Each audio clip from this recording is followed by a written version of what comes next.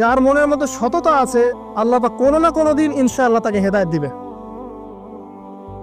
এটা আমরা আমাদের অভিজ্ঞতা থেকেও দেখেছি। এমন অনেক মানুষকে আমরা দেখেছি যে ড্রাগ অ্যাডিক্টেড ছিল, মিউজিক করেছে, হারাম সম্পর্কের মধ্যে ছিল, নামাজ ঠিক মতো পড়ে নাই, কিন্তু যখনই আল্লাহর কথা আলোচনা হতো দেখতাম সে খুবই শান্তভাবে মন থেকে কথা শুনছে।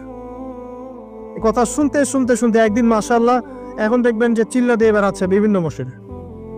আল্লাহ হেদায়েত দিয়েছে, সব ছেড়ে দিয়েছে। এরকম মানুষের অভাব নাই কিন্তু সমাজে। তো এখানে আল্লাহ পাকের রহমত বা দয়ার একটা উজ্জ্বল দৃষ্টান্ত দেখতে পারবেন। ঠিক এরকম আরো একটা ঘটনা আছে বনু ইসরাইলের। এক ব্যক্তি এত পাপ করেছে যে শেষে মৃত্যুর সময় সে সন্তানদেরকে ডাকছে, ডেকে বলছে যে আমি যখন মারা যাব আমার লাশটাকে তোমরা কবর দিও না, যদি আল্লাহ পাক আমাকে ধরতে পারেন তাহলে খবর আছে আমার। কি করতে হবে? সে বলছে যে আমার দেহটাকে তোমরা পুড়িয়ে ফেলবে এবং পুড়িয়ে ফেলার পরে ছাইগুলোকে একত্রিত করবা, করে অর্ধেক ছাই সমুদ্রে ভাসিয়ে দিবা, অর্ধেক ছাই বাতাসে উড়িয়ে দিবা। সন্তানরা তাই করলো। মৃত্যুর পর আল্লাহ পাক এই সমুদ্র এবং জমিনকে বাতাসকে আদেশ করলেন যে তোমরা ছাই জড়ো করে দাও। আর মানুষ আর জিন আল্লাহর কথা না শুনলেও এই প্রকৃতি আল্লাহ পাকের কথা শোনে। বিজ্ঞান বলে প্রকৃতি থেকে সব হচ্ছে। কি প্রকৃতি? প্রকৃতি কি, কাকে বলে? মানুষকে আল্লাহর ইবাদতকে বাদ দিয়ে প্রকৃতি পূজায় নিয়ে গেছে। এই পুরো প্রকৃতি আর মহাবিশ্ব এক আল্লাহর ইবাদত করে। কে সৃষ্টি করলো প্রকৃতি? প্রাকৃতিক ভাবে হয়েছে সবকিছু বলে, আল্লাহ থেকে হয়েছে বলা যাবে না। বললে আপনি মৌলবাদী হয়ে যাবে। আল্লাহ শব্দ ইউজ করলে আপনি মৌলবাদী হয়ে যাবে। ধর্মতাত্ত্বিক শব্দগুলোকে আস্তে আস্তে উঠিয়ে দেওয়া হয়েছে। দেখবেন যুক্তি, বিজ্ঞান, দার্শনিক শব্দগুলোকে আনা হয়েছে। এটাও টেকনিক্যালি করা হয়েছে। কোন সেকুলার মিডিয়াতে আপনি দেখবেন না ইনশাআল্লাহ বলছে। ইনশাআল্লাহ প্রমাণ করবে যে আপনি আস্তিক না নাস্তিক। তো প্রকৃতিকে আল্লাহ পাক আদেশ করলেন এই সমুদ্র ছাই জড়ো করো, এই বাতাস ছাই জড়ো করো। তারা ছাই জড়ো করে দিল। এই ব্যক্তিকে বলা হচ্ছে তুমি জীবিত করে আল্লাহ পাক বলছেন তুমি যে এই কাজটা করেছিলে, লিমা ফাআলতা হাযা, তুমি এই কাজটা কেন করেছো? তখন এই ব্যক্তি উত্তর দিচ্ছে মিন খাশিয়াতিকা ইয়া রাব্বি ওয়া আনতা আ'লাম। হে আল্লাহ, আমি আমার বুঝে যা এসেছে আপনার ভয়েই আমি এই কাজটা করেছি, আর আপনি খুব ভালো করেই জানেন যে আমি আপনার ভয়ে করেছি নাকি অন্য কোনো কারণে করেছি। মানে আপনি আমার মনের কথা জানেন। আল্লাহ পাক তাকে মাফ করে দিলেন। আপনাদেরকে আমি সেই ব্যভিচারী মহিলার কথাও মনে করাই, যে ছিল একজন প্রস্টিটিউট মহিলা, পতিতা, যেটা আমরা বলি সমাজের ভাষায়। যদিও এখন নতুন শব্দ এসেছে সেক্স ওয়ার্কার বা যৌনকর্মী, এবং এগুলোকে আমরা এখন প্রমোট করছি। আমরা এখন অশ্লীলতাকে প্রমোট করছি। এই কথা বলতে আমাদের বুক কাঁপা উচিত নয় যে আমরা এখন অশ্লীলতাকে প্রমোট করছি। আমরা এখন কাপড় খোলার সংস্কৃতি থেকে যাচ্ছি। যে কাপড় খুলে দিয়েছিল ইবলিস। ইবলিস আমাদের বাবা মার কাপড় জান্নাতে খুলে দিয়েছিল, এটা কি জানেন? ফল খাওয়ার পরে এই ফল খেতে কে প্রলুব্ধ করেছে? ইবলিস। গাছের কাছে গিয়ে ফল ভক্ষণ করার পর সর্বপ্রথম আমাদের পিতামাতার গা থেকে কাপড় খুলে পড়ে গেছে। আমাদের পিতামাতাকে মহাবিশ্বে নগ্ন করে দিয়েছে ইবলিস, আর তার অনুসারীরা এই জমিনে আদম সন্তানদেরকে নগ্ন করছে এখন। অতএব এই যে একটা ট্রেন্ড এখন চলছে, দেখবেন হারাম রিলেশনশিপকে মিডিয়ার মধ্য দিয়ে প্রমোট করা হচ্ছে, মনে হয় একটা স্বাভাবিক বিষয়। কোনো বিষয় না এটা, যে কেউ জেনাই করতে পারে। জেনা পর্ন খুব নর্মাল। হালাল ভাবে যদি আপনি বিয়ে শাদী করতে চান তখন সমস্যা হচ্ছে। হালাল ভাবে যদি আপনি বিয়ে করতে চান তখন সমস্যা হচ্ছে। হারাম ভাবে আপনি যা ইচ্ছা তাই করতে পারেন, সমাজে কেউ কিছু বলছে না। এখন বলছে এগুলো স্বাধীনতা। সুবহানাল্লাহ, কোন স্বাধীনতা? স্বাধীনতা বলে কোনো শব্দ নয় মহাবিশ্বে। এই পুরো বিশ্বের সমস্ত মানুষ আল্লাহর অধীনে পরাধীন। এই বিশ্বে যত মানুষ বসবাস করছে এখন, এরা কেউই স্বাধীন নয়। না কেউ স্বাধীন ছিল, না আছে, না থাকবে। সবাই আল্লাহ পাকের দাসত্বের অধীনে পরাধীন। স্বাধীন সেই এই পৃথিবীতে যে ব্যক্তি শয়তানের তাবেদারি করে, ও নফসের তাবেদারি করে, ও তো স্বাধীন। যা ইচ্ছা তাই করতে পারে। এই যে অশ্লীলতার প্রমোটিংটা চলছে, এটাকে পারিবারিকভাবে বন্ধ করতে হবে। আল্লাহ পাক আমাদেরকে বোঝার তৌফিক দান করুন।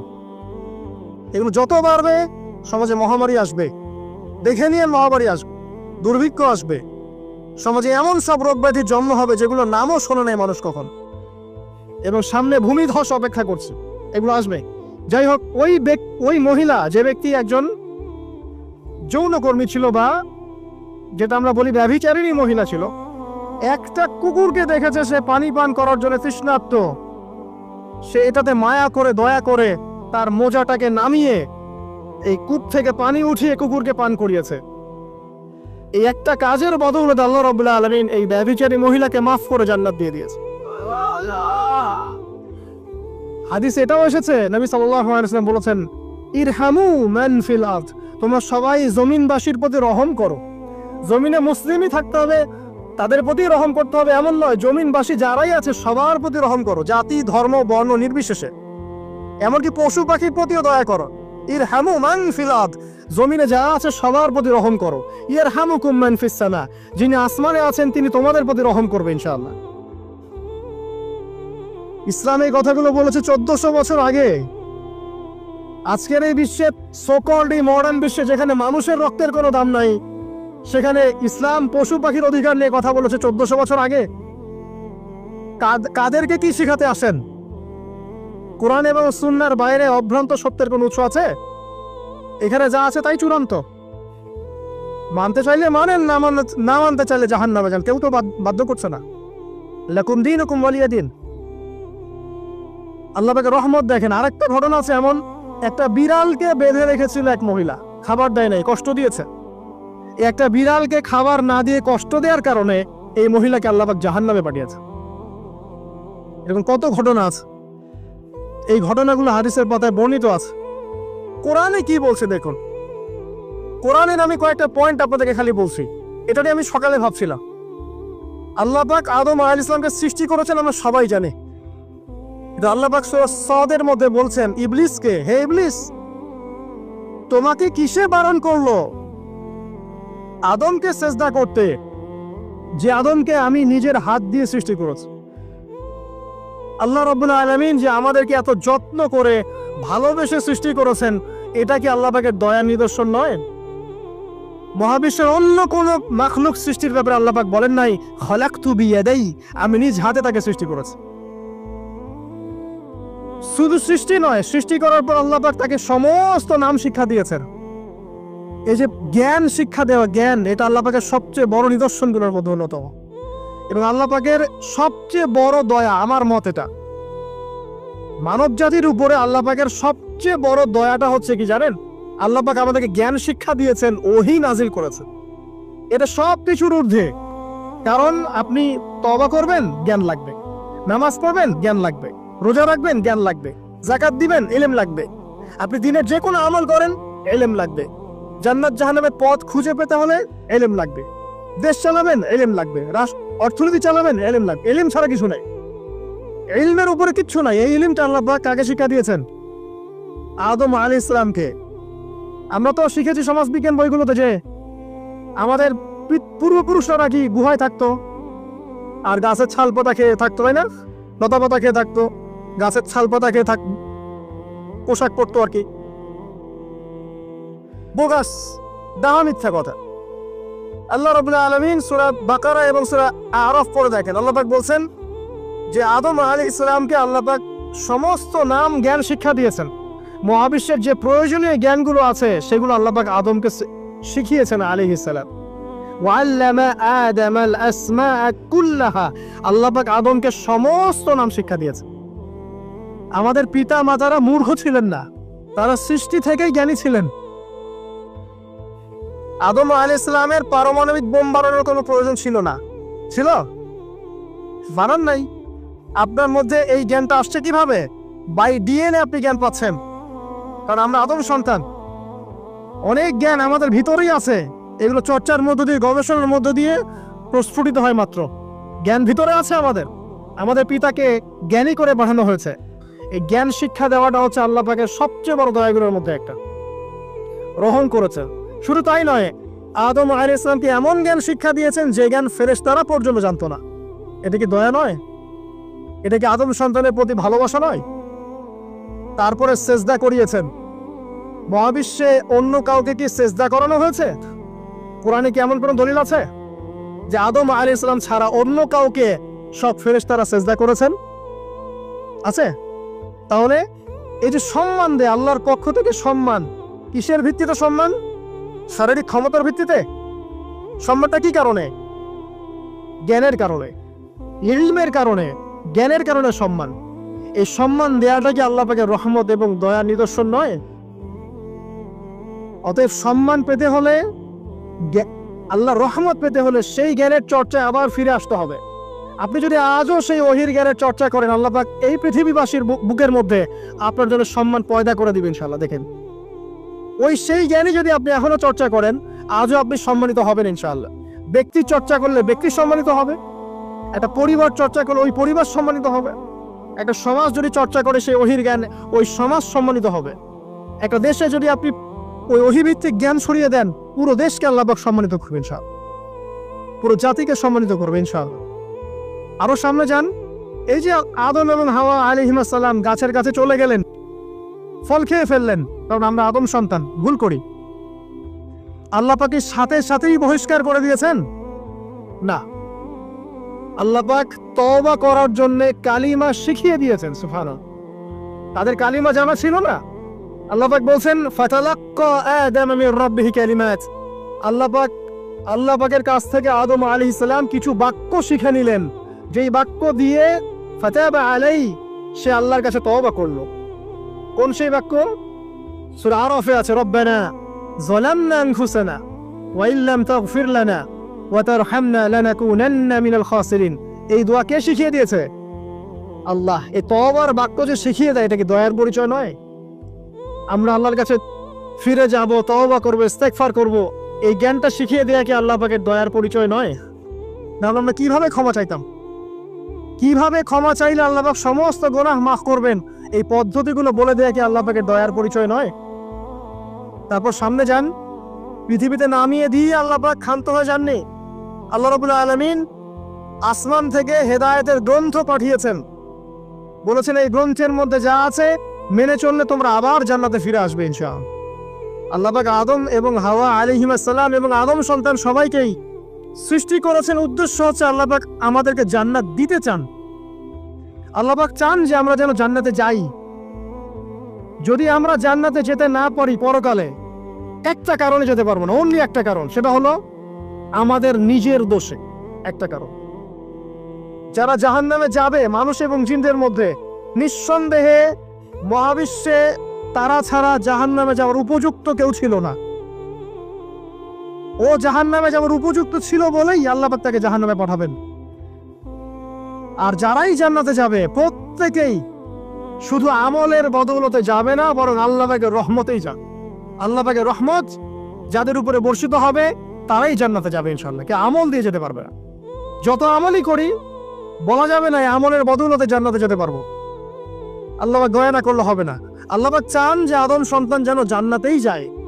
এই কারণেই সৃষ্টি করা, এই কারণেই আপনার ওহীভিত্তিক গ্রন্থগুলো পাঠানো, এই কারণে নবী রাসূল পাঠানো, আলেম ওলামা সৃষ্টি করা, মানুষকে সতর্ক করা, হায়াত দেয়া, বারংবার জীবনে চলতে ফিরতে আপনাকে এলান করা হয় আল্লাহর পথে ফিরে আসেন, আল্লাহর পথে ফিরে আসেন। এলান করা হয় না? বিপদ দিয়ে আপনাকে এলান করা হয় আল্লাহর পক্ষ থেকে। আপনি চলতে পথে হোঁচট খান, আল্লাহ আপনাকে এলান দেন, ফিরে আসো। চলছেন বিপথে, আল্লাহ পাক এলান দেন, ফিরে আসো। আল্লাহ পাকের পক্ষ থেকে কিন্তু এগুলো আসে। অদ্ভুত একটা হাদিস বললাম, অদ্ভুত বলতে বলছি অ্যামেজিং হাদিস, যে একজন সাহাবী বলছেন, সালমান রাদিয়াল্লাহু আনহু, তিনি বলছেন যে যখন মুমিনের উপর বিপদ আপদ বালা মুসিবত আসে, তখন মুমিনের এই বিপদ আপদ বালা মুসিবত রোগ শোকের বদৌলতে আল্লাহ পাক তার গুনাহগুলোকে মাফ করে দেন এবং তার মর্যাদাকে বাড়িয়ে দেন, এবং সে আল্লাহর দিকে ফিরে আসার অনুশোচনা করার সুযোগ পায়। আর যখন কাফের মুশরিক বা ফাসিক মানুষকে এইসব রোগ ব্যাধি, বিপদ আপদ বালা মুসিবত ঘিরে ধরে, তার দৃষ্টান্ত সেই উটের ন্যায় যে উটটাকে তার মালিক বেঁধে রেখেছে, এরপর ছেড়ে দিয়েছে। সে উটটা বুঝতে পারলো না কেন তার মালিক তাকে বেঁধে রাখলো আর কেনই বা তাকে ছেড়ে দিল। কথাটা কি বুঝতে পারছেন? যারা আল্লাহ দ্রোহী তাদের উপর যখন বিপদ আপদ বালা মুসিবত আসতে থাকে তারা বুঝে না যে কি জন্য আসলো আর কেন চলে গেল।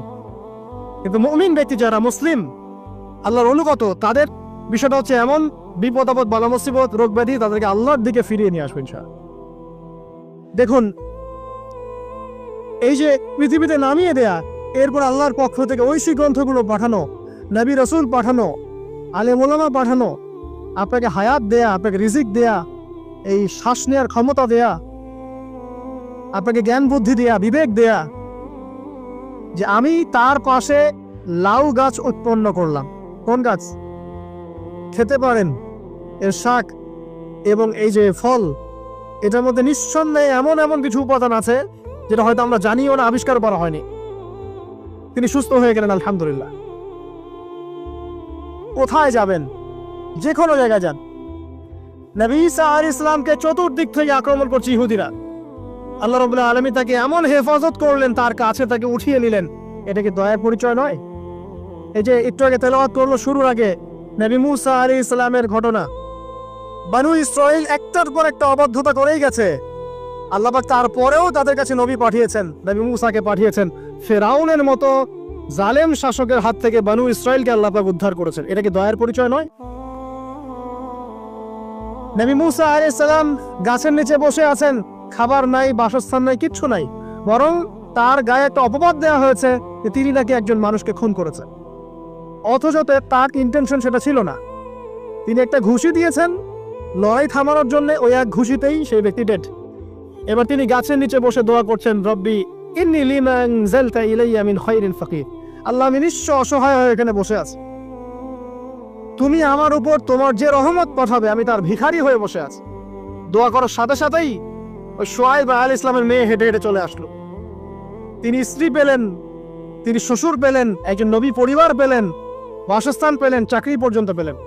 8 বছর তিনি রাখালি করেছেন শুআয়ব আলাইহিস ইসলামের ফার্মের মধ্যে। দয়া মুহূর্তেই চলে আসবে, শুধু আল্লাহর দিকে অভিমুখী হলেই হয়। এবার দয়া। আইয়ুব আলাইহিস সালামের কথা মনে আছে না? দীর্ঘদিন রোগে ভুগছেন, চিকিৎসা হচ্ছে না, ভালো হচ্ছে না, শেফা হচ্ছে না। এখানে যারা আধ্যাত্মিকত্ব নিয়ে পড়াশোনা করেন, লেখালেখি করেন, তারা বলেছেন তাদের কিছু কিছু কিতাবের মধ্যে, রোগটা যখন এমন একটা পর্যায়ে চলে আসলো যে তিনি জিহ্বাটা নড়াতে পারছেন না, কারণ তিনি আল্লাহ পাকের জিকির করতে প্রচন্ড ভালোবাসতেন। এক পর্যায়ে রোগটা এমন একটা জায়গায় চলে আসলো যে জিহ্বাটা তিনি নড়াতে কষ্ট হচ্ছে। তখন গিয়ে তিনি বলছেন, রব্বি আন্নী মাসসানি আদ-দুররু ওয়া আনতা আরহামুর রাহিমিন। হে আল্লাহ, আমাকে কষ্ট স্পর্শ করেছে, আর তুমি তো ক্ষমাকারী এবং রহমকারীদের মধ্যে সর্বশ্রেষ্ঠ রহমকারী। আমি জিকির করতে পর্যন্ত পারছি না, আল্লাহ আমার রোগটা শেফা দিয়ে দাও। বলার সাথে সাথে আল্লাহ রাব্বুল আলামিন প্রস্রবণ ঝর্ণা তৈরি করলেন, এখানে গোসল করো, শেফা হয়ে গেল। এগুলো কি রহমতের পরিচয় নয়? এখানে এক্সরে স্কলার এমনও বলেছেন, আজকে আমরা যারা বাহ্যিক সৌন্দর্য নিয়ে বেশি গর্ব করি আর কি, আত্মিক সৌন্দর্যের চাইতে বাহ্যিক সৌন্দর্য নিয়ে যারা বেশি গর্ব করি, যদি আল্লাহ পাক আমাদের পোশাকটাকে পরিবর্তন করে দেন, আত্মাটাকে দেহের পোশাক দেন আর দেহটাকে আত্মার পোশাক বানায় দেন, তাহলে দুর্গন্ধে কি আমাদের সামনে আসতে যাবে না। কথা মনে বুঝতে পারছেন না? আইয়ুব আলাইহিস সালামের আত্মাটা ছিল পবিত্র, পরিশুদ্ধ, তার দেহের মধ্যে রোগ হয়েছিল। আর এই পুরো বিশ্বের ম্যাক্সিমাম লোকের মানুষের রোগ এখন আত্মায়, দেহে নয়। আবার বলছি, হয়তো বুঝতে পারছেন না। আইয়ুব আলাইহিস সালামের রোগটা হয়েছিল দেহে, বাইরে।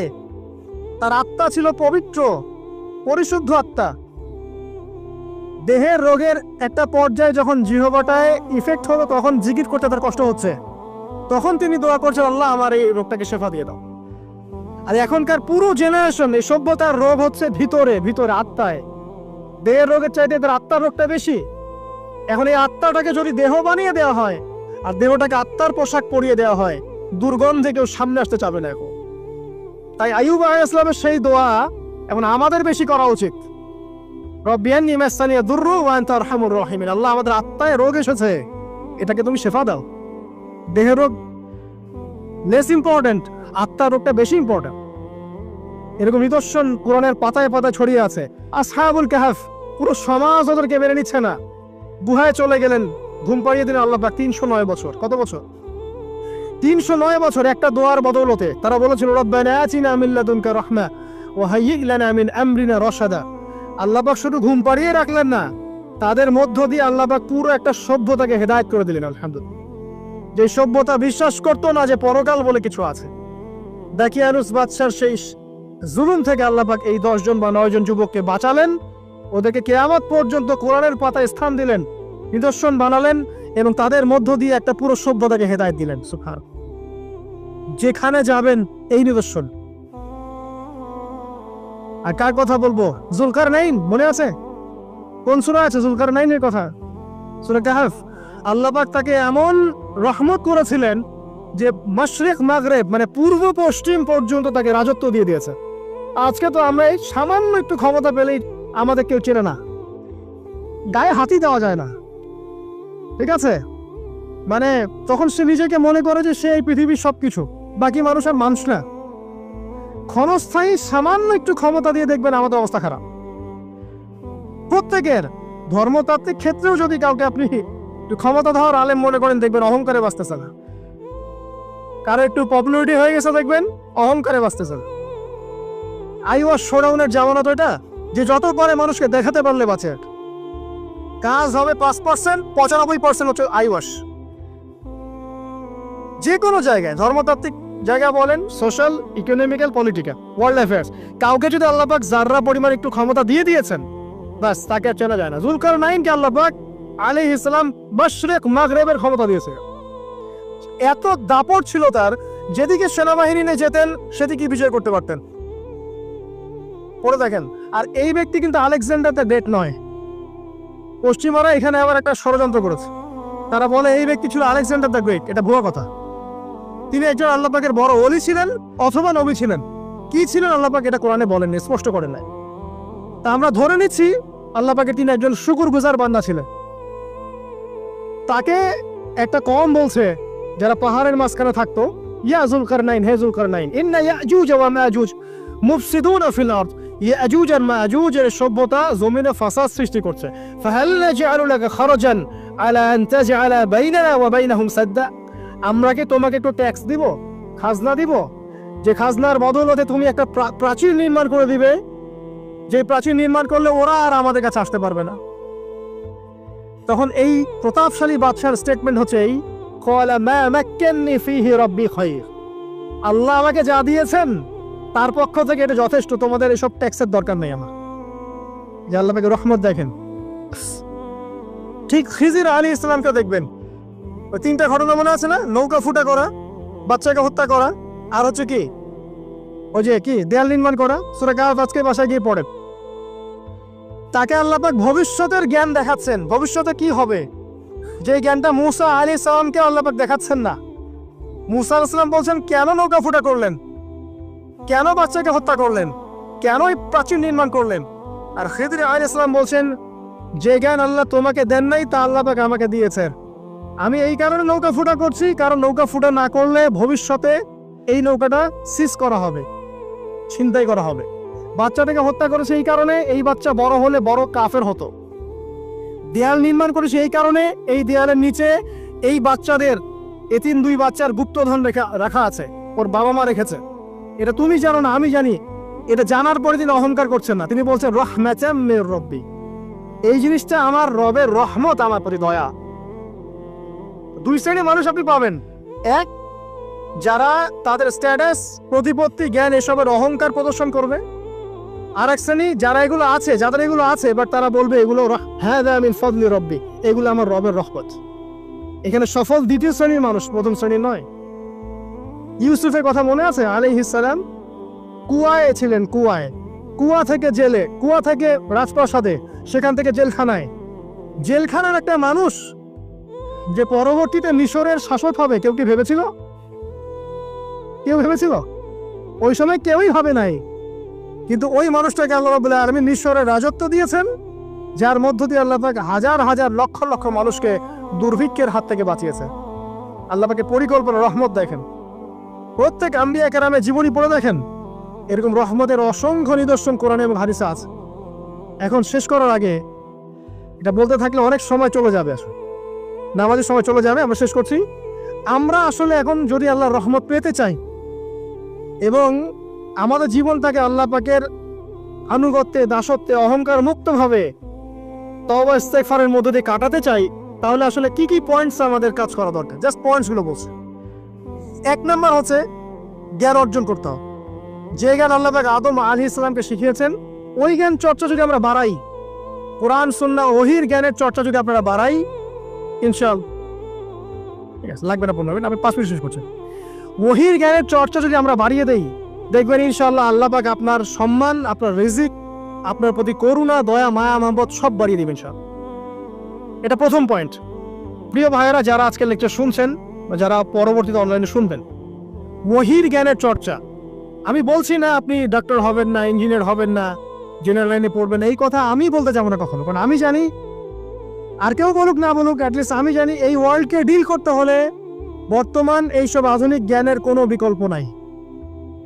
কিন্তু এই জ্ঞানটার সাথে কোরআন সুন্নাহর জ্ঞান থাকতেই হবে। যখন এই দুইটা জ্ঞান একত্রিত হবে, ইনশাল্লাহ এই জাতিকে ঠেকানোর কেউ থাকবে না ইনশাল্লাহ। এই সহজ সরল কথাটা আমরা বোঝাতে ব্যর্থ হচ্ছি, অথবা কিছু মানুষ ইন্টেনশনালি এটাকে ঘুরিয়ে ফিরে উল্টা ব্যাখ্যা করছে। আর হ্যাঁ, এটা স্বীকার করছি, কিছু মানুষ আছে, কিছু ব্যাকডেটেড থিঙ্কিংস আছে আমাদের মধ্যে, যে আমরা আধুনিক শিক্ষাটাকে অনেক সময় গুরুত্ব দিচ্ছি না। এটা ঠিক নয়, এটা আমার মত।